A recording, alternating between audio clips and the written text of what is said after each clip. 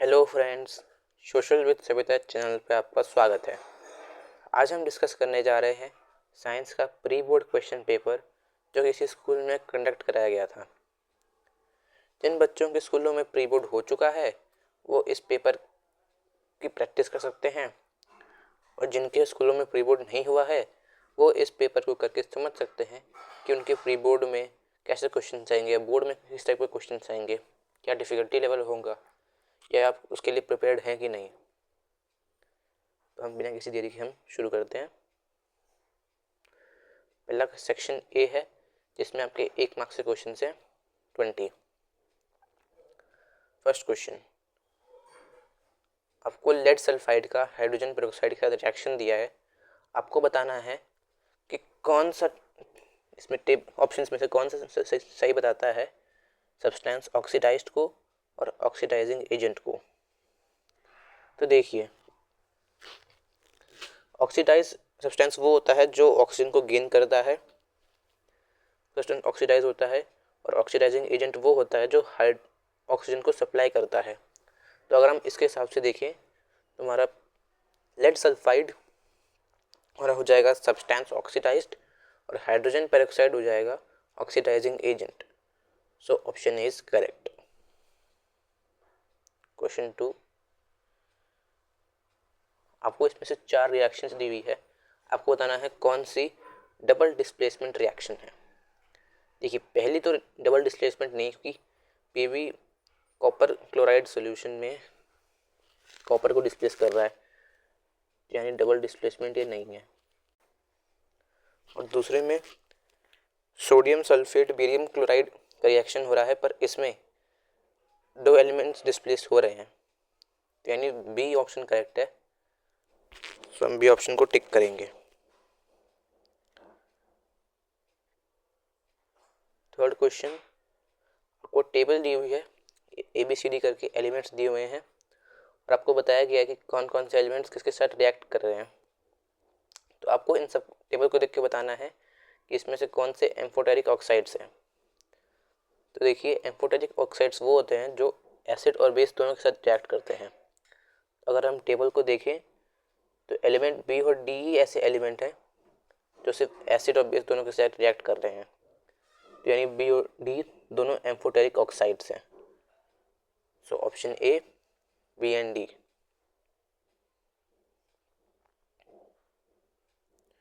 Fourth, आपको 4 options दिए हुए हैं, आपको बताना है कौन सा कंपाउंड बेस नहीं है। देखिए, सोडियम हाइड्रोक्साइड यानी NaOH है, कैल्शियम हाइड्रोक्साइड CaOH2 ये भी है। बहुत से लोग बोलेंगे आप में से कि जिंक ऑक्साइड तो नहीं होगा, लेकिन जिंक ऑक्साइड भी बेस होता है, मेटल ऑक्साइड्स आपने सेकंड चैप्टर में पढ़ा होगा। सो हम बचता है हमारे पास सोडियम सल्फेट, तो sodium sulphate is the correct answer. Fifth question, आपको टेबल दी हुई है, आपको PQRS एलिमेंट्स के pH दिए हुए हैं, pH रेंज। आपको इनको increasing order of H+ ion concentration में अरेंज करना है। तो देखिए, जितना pH कम होगा उतना ज़्यादा हाइड्रोजन आयंस होंगे, और जितना pH ज़्यादा होगा उतने हाइड्रोजन आयंस कम होंगे। सो अगर हम टेबल में देखें तो सबसे कम है Q के पास, यानी Q पहले आएगा, उसके बाद S के पास है तो S उसके बाद आएगा, फिर उसके बाद R है तो R आएगा, और फिर लास्ट में P आएगा।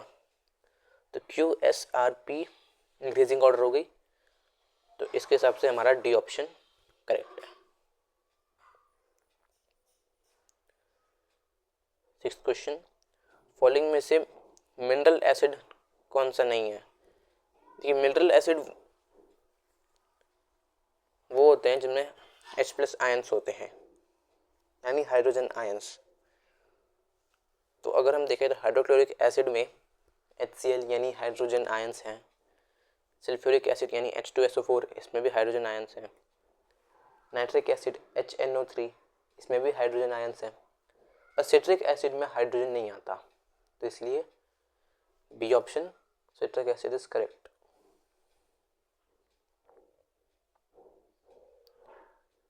सेवंथ क्वेश्चन, आपको एक स्ट्रक्चर दिया गया है, आपको इसका IUPAC नेम बताना है। पहले हम पता लगाएंगे कि इसमें फंक्शनल ग्रुप कौन सा है। तो अगर हम देख रहे हैं कि C एक ऑक्सीजन के साथ डबल बॉन्ड बना रहा है और एक ऑक्सीजन के साथ सिंगल बॉन्ड बना रहा है और ऑक्सीजन के साथ हाइड्रोजन भी जुड़ा हुआ है, यानी COOH, और COOH फंक्शनल ग्रुप को हम कहते हैं कार्बोक्सिलिक एसिड, और हम प्रीफिक्स लगाते हैं ओइक एसिड, और 4 कार्बन है, तो यानी हमारा ऑप्शन हो जाएगा, ये हो जाएगा ब्यूटेनोइक एसिड का स्ट्रक्चर, तो यानी C option is correct. 8 question, आपको सही पैसेज चूज करना है। तो देखिए, पहले जो एयर होती है पहले नेजल कैविटी में जाती है, नेजल कैविटी से फेरिंग्स में आती है, फिर लैरिंग्स में, फिर ट्रैकिया में, फिर आपके लंग्स में जाती है जहाँ पे वो ब्रोंकाइल्स में जाती है। तो अगर हम इसको देखें तो हमारा बी ऑप्शन करेक्ट होता है, सो बी इज करेक्ट। 9th, आपको 4 स्टेटमेंट्स दी हुई हैं, आपको बताना है कौन सा ट्रू है एंडोक्राइन ग्लैंड्स के लिए। पहली स्टेटमेंट है दे आर डक्टलेस ग्लैंड्स, बिल्कुल ठीक है। They release their hormones into a duct, ये गलत है। They produce chemical messengers called hormones, बिल्कुल ठीक है। They release their hormone directly into blood stream, ये भी ठीक है। तो यानी हमारे फर्स्ट, थर्ड और फोर्थ स्टेटमेंट सही है, सो हमारा ए ऑप्शन ठीक है, first, 3 and 4। 10, ability of an organism to develop whole body from a piece or fragment is called, इसका आंसर हमारा होगा रीजनरेशन। क्योंकि जब भी हम किसी एग्जाम्पल में ऐसे प्लेनिया को हम काट देते हैं, प्लेनिया में होते हैं रीजनरेटिव सेल्स, तो उसकी वजह से दोबारा एक जो हम कटा हुआ पार्ट होता है वो दोबारा अपने आप एक नया प्लेनेरिया बन जाता है। तो इसका मतलब इस ऑप्शन में सही होगा रीजनरेशन। 11th क्वेश्चन, आपको बताना है कौन सी करेक्ट स्टेटमेंट है जो आर्टरीज को डिस्क्राइब कर रही हैं। They have thick elastic walls, बिल्कुल ठीक है।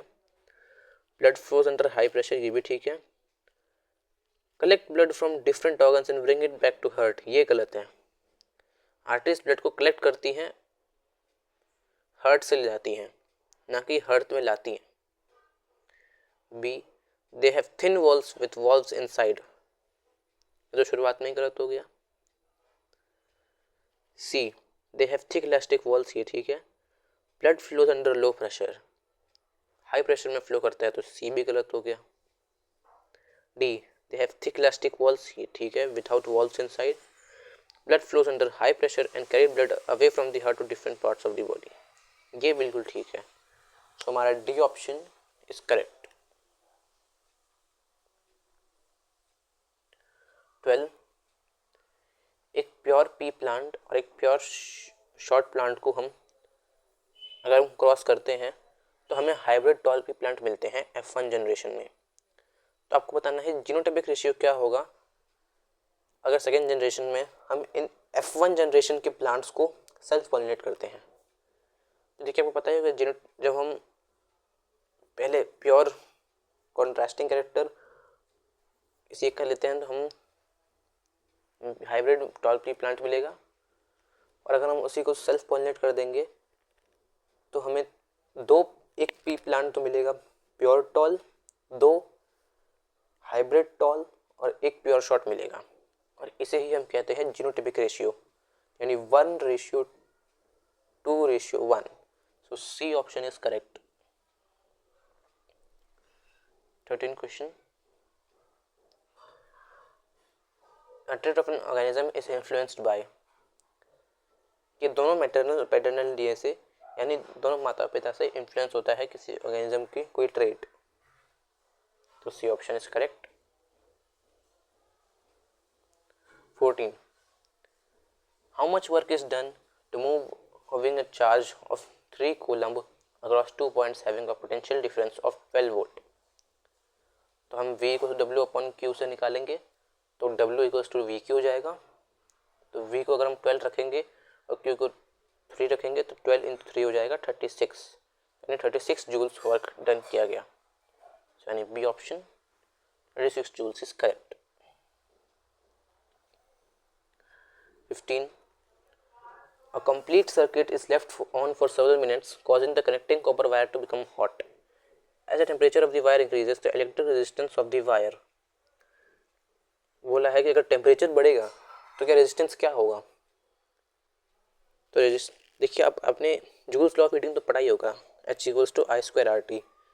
तो उस लॉ में हीट प्रोपोर्शनल होता है रेजिस्टेंस के, यानी अगर टेम्परेचर बढ़ेगा तो रेजिस्टेंस भी बढ़ेगा, और हीट और टेम्परेचर घटेगा तो रेजिस्टेंस भी घटेगा. तो अगर बोला टेम्परेचर बढ़ेगा तो क्या होगा? तो रेजिस्टेंस भी बढ़ेगा. तो C increases.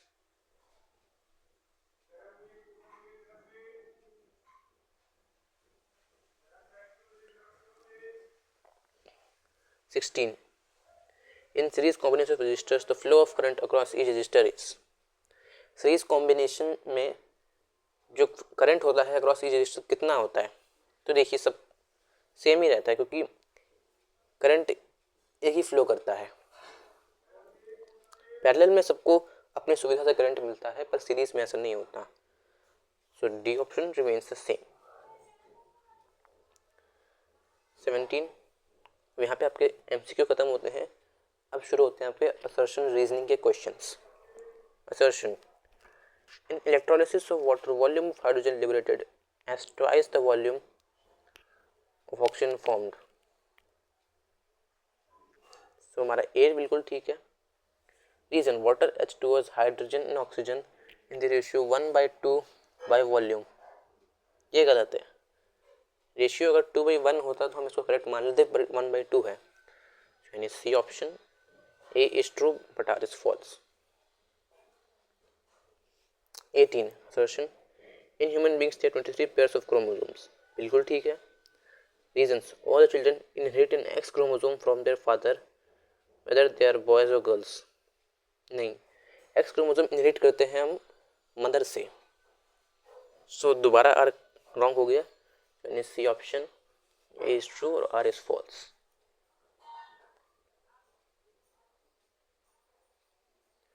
19th. Assertion. Bending of wire decreases resistance of electric wire. ये गलत है, क्योंकि वायर को बेंड करेंगे तो एरिया तो कम होगा, लेकिन रेजिस्टेंस बढ़ेगा, घटेगा नहीं. सो ये पहला स्टेटमेंट तो गलत हो गया. Reason. Resistance of a conductor depends on length, thickness, nature of material and temperature of the conductor. ये बिल्कुल ठीक है. सो ए रॉन्ग है और रीजन करेक्ट है. So D option A is false and R is true. 20th question. Assertion. One circuit with 15 ampere current rating is used for appliances such as geysers. बिल्कुल ठीक है. Reason. Appliances metallic bodies are connected to an earth wire with low resistance. ये भी ठीक है. तो A और R दोनों ठीक तो हैं, पर एक दूसरे की करेक्ट एक्सप्लेनेशन नहीं है. सो यानी हमारा ऑप्शन होगा पे B. Both A and R are true, R is not the correct explanation of A. अब यहाँ पे हमारे 1 मार्क्स से क्वेश्चन खत्म होते हैं. अब शुरू होते हैं यहाँ पे 2 मार्क्स से क्वेश्चंस. 21st का ए पार्ट. आपको सोडियम ऑक्साइड का फॉर्मेशन दिखाना है ट्रांसफर ऑफ इलेक्ट्रॉन्स से. यानी अब आपको इलेक्ट्रॉन डॉट स्ट्रक्चर बनाना है यहाँ पे, दिखाते हुए Na2O का फॉर्मेशन. B part. अन्य कंपाउंड्स हार्ड क्यों होते हैं? तो आपको रीजन में लिखना है हार्ड इसलिए होते हैं क्योंकि उनके ऑपोजिटली चार्ज्ड आयंस के बीच में strong electrostatic forces of attraction होती है. तो ये आपको लिखना है. 22. आपको 2 दी गए हैं, वेना कावा और पल्मोनरी आर्टरी. आपको बताना है कि ये कौन सा ब्लड ट्रांसपोर्ट करते हैं और ये कहाँ से कहाँ तक करते हैं. देखिए, दोनों vena cava pulmonary artery transport तो करते हैं डीऑक्सीजनेटेड ब्लड, पर वही वेना कावा बॉडी पार्ट से हार्ट में लेके आता है, पल्मोनरी आर्टरी हार्ट से लंग्स में लेके जाती है. तो ये आपको लिखना है. 23. भागते भागते athletes suffer from muscle cramps. Why? How is the respiration in this case different from aerobic respiration. देखिए इसमें क्या होता है, आपको बताना है कैसे। जब मसल्स में जब ऐसा इसलिए होता है क्योंकि भागते भागते ऑक्सीजन कम हो जाता है उनके मसल्स में, ऑक्सीजन सफिशिएंट नहीं मिल पाता, जिसकी वजह से आप लैक्टिक एसिड फॉर्म होता है और आपको क्रैम्प्स आ जाते हैं। और ये डिफरेंट इसलिए हो कि एनारोबिक रेस्पिरेशन में, और इसमें आपको लिखना है कि एनारोबिक रेस्पिरेशन तब होता है जब ऑक्सीजन नहीं होता, जबकि एरोबिक रेस्पिरेशन ऑक्सीजन के प्रेजेंस में होता है। इसके और पार्ट में rate of breathing in aquatic organisms much faster in terrestrial organisms. आपको जाना ऐसा क्यों होता है, ऐसा इसलिए होता है क्योंकि amount of dissolved oxygen water में कम होती है as compare to amount of dissolved oxygen in air. तो आपको लिखना है 24th, write the role of insulin in regulating blood sugar levels in human body, mention a disease caused by it। तो आपको इंसुलिन का रोल लिखना है। तो इंसुलिन ब्लड शुगर लेवल को कम करता है बॉडी में, जब ब्लड शुगर लेवल एक सर्टेन लिमिट से बढ़ जाता है, अगर बढ़ जाता है तो इसे डिसीज़ होती है डायबिटीज़। इसके बी पार्ट में आपको ब्रेन का वो पार्ट बताना है जो पहला ब्लड प्रेशर कंट्रोल करता है, तो मेडुला हिंड ब्रेन में कंट्रोल करता है इसको। सेकेंड में maintaining the posture balance of the body, ये सेरेब्रम करता है और वो भी हिंड ब्रेन में है। 25th क्वेश्चन, आपको एक ग्लास प्रिज्म का फिगर दिया हुआ है, आपको बताया गया कि एक X Y beam white light की जा रही है ग्लास प्रिज्म के द्वारा। तो आपको बताना है कि ऐसा, तो आपको इमर्जेंट रे बनानी है और उसका पाथ दिखाना है, और साथ ही साथ आपको फिनोमेना दिखाना है क्या हुआ है और उसके कॉजेस लिखने हैं, यानी डिस्पर्जन के कॉजेस लिखने हैं आपको कि डिस्पर्जन क्यों हुआ। इसके और पार्ट में person is suffering from both myopia hypermetropia, यानी बोथ हाइपरमेट्रोपिया और मायोपिया दोनों से जूझ रहा है। तो कौन से लेंसेज यूज कर सकते हैं इस डिफेक्ट को करेक्ट करने के लिए, तो इस डिफेक्ट को करेक्ट करने के लिए हम यूज करेंगे bifocal lenses.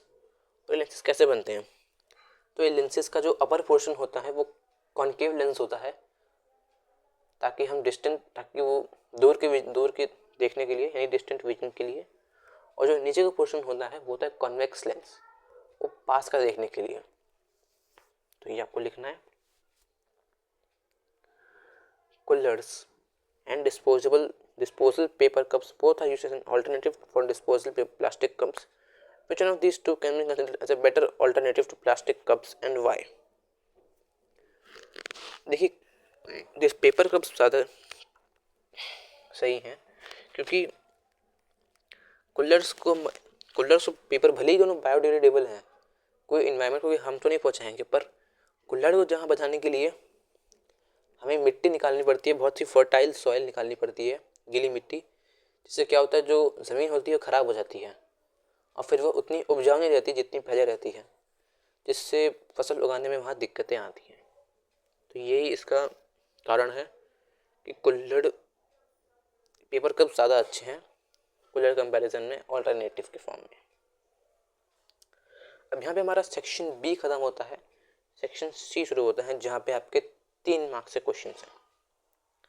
27th, magnesium carbonate bonds in oxygen. आपको 3 रिएक्शंस दी हुई हैं, आपको इनको लिखना है, ऐसे तो इनको बैलेंस करना है। उम्मीद करता हूँ आप लोगों को बैलेंसिंग आती ही होगी। 28, a metal A which is used to thermit process when heated with oxygen gives an oxide B which is amphoteric in nature. Identify A and B. Find the reactions of oxide B and HCl and NaOH। तो देखिए A हमारा हो गया iron और B हो गया aluminium oxide. अब जब एल्यूमिनियम ऑक्साइड HCl के साथ रिएक्ट करेगा तो वाटर रिलीज करेगा ही, प्लस साथ ही साथ वो बनाएगा AlCl3, जबकि NaOH के साथ रिएक्ट करके बनाएगा सोडियम एल्यूमिनेट यानी NaAlO2। इनके और पार्ट में आपको रीजन देना है ये 3 क्यों होते हैं। पहला A, sulphide ore is converted into its oxide to extract the metal. ऐसा इसलिए क्योंकि ऑक्साइड से मेटल को एक्सट्रैक्ट करना इजी होता है in comparison to sulphide ore. B part, nitric acid does not react with metals. ऐसा इसलिए क्योंकि नाइट्रिक एसिड एक बहुत ही स्ट्रॉन्ग ऑक्सीडाइजिंग एजेंट है और वो हाइड्रोजन गैस को ऑक्सीडाइज कर देता है, रिड्यूस कर देता है वाटर में, ऑक्सीडाइज कर देता है और खुद रिड्यूस हो जाता है कोई भी नाइट्रोजन ऑक्साइड से, यानी N2O, NO2 या NO में खुद रिड्यूस हो जाता है। तो ये आपको लिखना है, ऐसा इसलिए होता है। सी पार्ट में, aluminium is more reactive than iron get this less corrosion and when both are exposed to air. देखिए ऐसा इसलिए होता है क्योंकि जब एल्यूमिनियम के साथ होता है तो एल्यूमिनियम जो लेयर बनती है करोजन की, वो एक प्रोटेक्टिव लेयर का काम करती है, वो एल्यूमिनियम को और करोड होने से बचाती है। जबकि आयरन के केस में जब हम ये एक्सपोज टू एयर होते हैं तो आयरन फिर रस्ट आ जाता है, जिसकी वजह से आयरन खराब हो जाता है। तो आपको ये लिखना है। 9th question, what is double circulation. आपको बताना है डबल सर्कुलेशन क्या है। बी पार्ट में, separation of right side of the heart, right side and left side of the heart is useful why. आपको बताना है ऐसा यूजफुल क्यों है और ये कैसे हेल्प करता है बर्ड्स में और मैमल्स में, और ये कैसे हेल्प करता है बर्ड्स में मैमल्स में। आपको बताना है कि सेपरेशन से highly efficient supply of oxygen होती है और जो ये बर्ड्स और मैमल्स होते हैं इनकी हाई एनर्जी नीड्स होती है, वो एनर्जी को यूज़ करते हैं अपने बॉडी टेम्परेचर को मेंटेन करने के लिए। तो आपको ये लिखना है। 30th क्वेश्चन में आपको रे डायग्राम्स बनाने हैं जब ऑब्जेक्ट कॉन्वेक्स लेंस के सामने इन्फिनिटी पर रखा हो और दूसरा जब फोकस और ऑप्टिकल सेंटर के बीच में रखा हो, आपको बनाना है। इसके बीच पार्ट में, 1/2 of the convex lens is covered with a black paper. Will this lens produce a complete image of the object? Explain. तो हाँ, इमेज प्रोड्यूस करेगा ही, पर इमेज की जो इंटेंसिटी है यानी ब्राइटनेस है वो घट जाएगी। तो आपको इस चीज़ को मेंशन करना है। फर्स्ट क्वेश्चन, कॉन्वेक्स लेंस, एक ऑब्जेक्ट रखा गया कॉन्वेक्स लेंस पे, फोकल लेंथ 20 सेंटीमीटर है और distance of the object lens से 30 सेंटीमीटर है।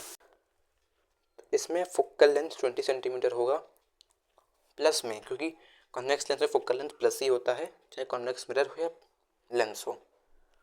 और डिस्टेंस यानी यू हमेशा माइनस रहता ही है, तो आपको निकालना है इमेज डिस्टेंस। आपको मैग्नीफिकेशन निकालनी है V/U के फॉर्मूले से और बताना है इमेज कैसी बनी है, यानी इमेज बनी है रियल इन्वर्टेड या वर्चुअल इरेक्ट। 32nd क्वेश्चन, आपको रूल बताना है जो हम फाइंड यूज करते हैं जानने के लिए कि force acting on a current carrying conductor placed in magnetic field.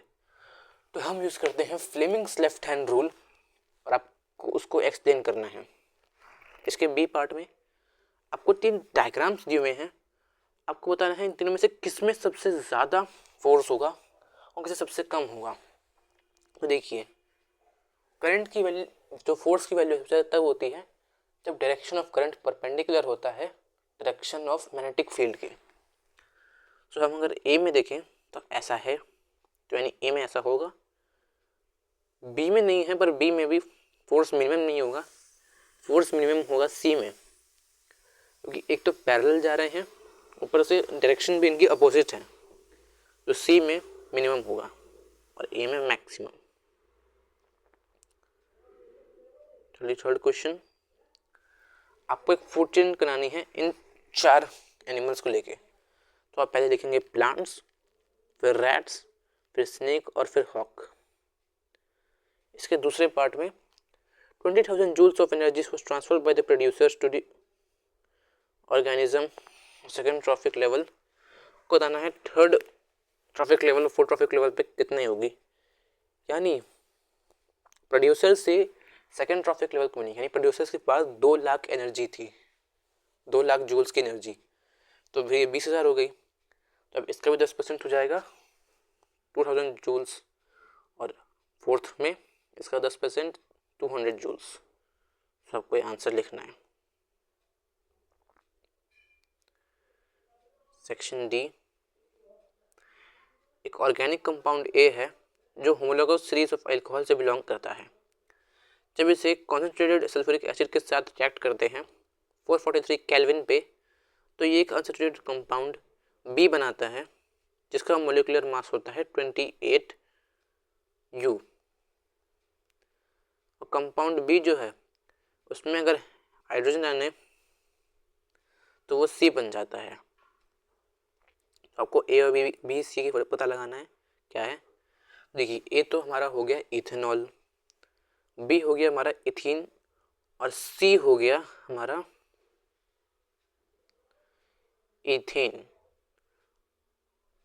Second part में आपको बताना है ए और ए से बी कैसे बना, ये आपको बताना है। और थ्री में आपको बताना है जब कंपाउंड सी यानी इथेन जब कंबशन यानी ऑक्सीजन ऐड करेंगे तो क्या क्या प्रोडक्ट बनेगा, क्या होगा, आपको ये बताना है।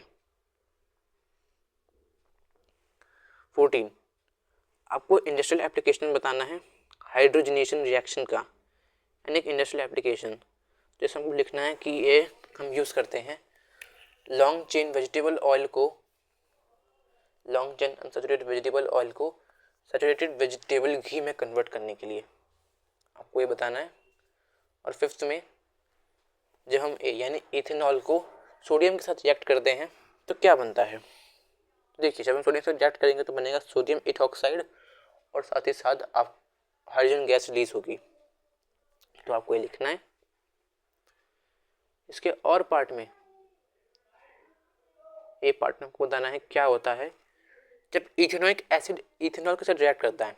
तो देखिए जब भी कोई एसिड कार्बोक्सिलिक एसिड अल्कोहल के साथ रिएक्ट करेंगे तो एस्टर तो बनेगा ही। तो अगर इसमें इथेनोइक एसिड और इथेनॉल रिएक्ट कर रहे हैं तो इसमें बनेगा इथाइल इथेनोएट यानी CH3COOH C2H5।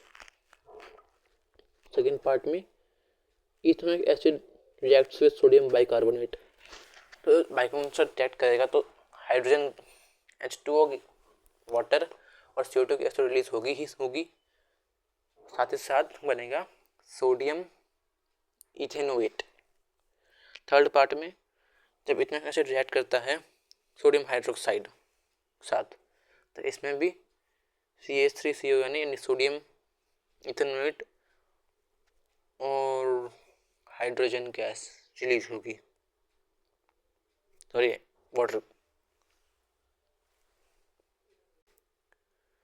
नेक्स्ट क्वेश्चन पे चल बी पार्ट में इथेनोइक एसिड को कब जाना जाता है ग्लेशियल एसिटिक एसिड के नाम पे। देखिए इसको ऐसा तब माना जाता है जब ये फ्रीज हो जाता है कोल्ड कंट्रीज में विंटर्स का समय। और इसको विनेगर कब मानते हैं, तो इसको विनेगर तब मानते हैं जब 5 to 8% एसिटिक एसिड यानी इथेनोइक एसिड जब हम वाटर में डालते हैं तो हम इसको विनेगर मानते हैं। 35th क्वेश्चन बायो से क्वेश्चन है ये। आपको लेबल डायग्राम बनाना है फीमेल रिप्रोडक्टिव सिस्टम का। इसके बी पार्ट में आपको सेक्सुअली ट्रांसमिटेड डिसीजेस के 2 एग्जाम्पल लिखने हैं। तो आप कुछ भी लिख सकते हैं जैसे गोनोहोरिया, साइफिलिस, वॉट्स, इनका भी लिख सकते हैं। सी पार्ट में आपको डिफरेंट मेथड्स ऑफ कॉन्ट्रासेप्शन बताने हैं, यानी barrier method, surgical method, chemical method, आपको ये सब बताना है। ए पार्ट में आपको लेबल डायग्राम बनाना है लॉन्गिट्यूडनल सेक्शन ऑफ फ्लावर का। बी पार्ट में आपको यूनिसेक्सुअल और बाइसेक्सुअल का एक एग्जांपल देना है। तो यूनिसेक्सुअल में लिख सकते हैं आप वाटरमेलन, और बाइसेक्सुअल में लिख सकते हैं मस्टर्ड। और सी पार्ट में आपको बताना है कैसे पॉलिनेशन डिफरेंट है फर्टिलाइजेशन से, यानी आपको पॉलिनेशन और फर्टिलाइजेशन के बीच में डिफरेंशिएट करना है।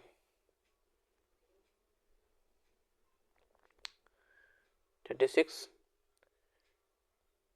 इसके ए पार्ट में आपको ओम्स लॉ स्टेट करना है और पोटेंशियल डिफरेंस और करंट का ग्राफ ड्रॉ करना है। बी पार्ट में आपको सर्किट दिया हुआ है, आपको इसमें आर की वैल्यू फाइंड करनी है। तो आप पहले ये जो दूसरा रजिस्टर है उसमें आप V equals to I R लगा के करंट की वैल्यू निकालेंगे, फिर आप करंट की वैल्यू लगा के 6 वोल्ट लेके आप आर की वैल्यू निकालेंगे और इससे आपके अमीटर की रीडिंग भी आ गई जो ये सेकंड क्वेश्चन में पूछी गई है। थर्ड में आपको बस ये 12 वोल्ट और 6 वोल्ट को ऐड कर देना है तो आपका पोटेंशियल डिफरेंस आ जाएगा। इसके और पार्ट में दो रेजिस्टर्स हैं R1 R2, उनको पैरेलल में कनेक्ट किया गया है। इनकी नेट रेजिस्टेंस है 3 ओम और जब इनको सीरीज में कनेक्ट किया गया तो इनकी वैल्यू हो जाती है 16 ओम। तो आपको बताना है R1 और R2 की क्या वैल्यू है। तो आपको इसमें मैथ्स का एलिमिनेशन मेथड लगा के इसको निकालना है। बी पार्ट में आपको रेशियो ऑफ करंट निकालना है बोथ केसेस में जब पावर सप्लाई 24 वोल्ट है, यानी करंट का रेशियो निकालना है दोनों केसेस में। अब यहाँ पे हमारे 5 मार्क्स के क्वेश्चंस खत्म होते हैं। अब शुरू होती है हमारी केस स्टडीज़। केस स्टडीज़ में जो लिखा होता है आपको उसमें से कुछ नहीं पढ़ना, आपने जो चैप्टर में पढ़ा है उसमें से आपको आंसर लिखना है। सेक्शन ई 37 क्वेश्चन आपने ए पार्ट में पूछा गया है कि name the process of reduction used for a metal that gives vigorous reaction with air and water and both, यानी हाईली रिएक्टिव मेटल्स के लिए हम कौन सा प्रोसेस यूज करेंगे। तो इसका आंसर सिंपल है, इलेक्ट्रोलाइटिक रिडक्शन। इसके बी पार्ट में कार्बन को हम यूज नहीं कर सकते as a reducing agent to obtain aluminium from its oxide. ऐसा क्यों? ऐसा इसलिए क्योंकि एल्यूमिनियम के पास ज़्यादा एफिनिटी है ऑक्सीजन के लिए, यानी एल्यूमिनियम ज़्यादा ऑक्सीजन को अट्रैक्ट करता है कार्बन से, यही रीज़न है। सी पार्ट में आपको मेथड लिखना है कैसे मरकरी को हम ऑब्टेन करेंगे सिन्नाबार से, यानी HGS से हम कैसे मरकरी निकालेंगे। तो आपको इसको केमिकल इक्वेशन के द्वारा एक्सप्लेन करना है। इसके और पार्ट में आपको रोस्टिंग और कैल्सिनेशन को डिफरेंशिएट करना है केमिकल इक्वेशन दोनों के लिए देते हुए। ऐसे रोस्टिंग कैल्सिनेशन अलग है और इनका एक एग्जांपल भी देना है केमिकल इक्वेशन लिख। 38 क्वेश्चन, एक ग्रीन कलर स्टेम्ड प्लांट जो GG से नोट किया गया है और एक ब्राउन कलर्ड स्टेम प्लांट इसको स्मॉल जी से नोट किया गया है, इसके बीच में क्रॉस किया गया है। तो आपको एक मोनोहाइब्रिड क्रॉस बनाना है इन दोनों के बीच में और आपको उसको बताना है कि F1 जनरेशन में कलर ऑफ द स्टेम क्या है। तो ये तो आपका ग्रीन आएगा। बी पार्ट में आपको F2 प्रोजेनी में यानी F2 जनरेशन में ब्राउन स्टेम प्लांट्स की क्या परसेंटेज है आपको निकालना है अगर F1 के प्लांट्स को सेल्फ पॉलिनेट करते हैं। तो ये तो आपका आएगा 1/4 यानी 25%। सी में कैपिटल जी और कैपिटल जी स्मॉल जी का रेशियो क्या आता है F2 जनरेशन में आपको बताना है। तो ये आपको पता चलेगा, आपको रेशियो निकालेंगे तो आपको आएगा 1/2।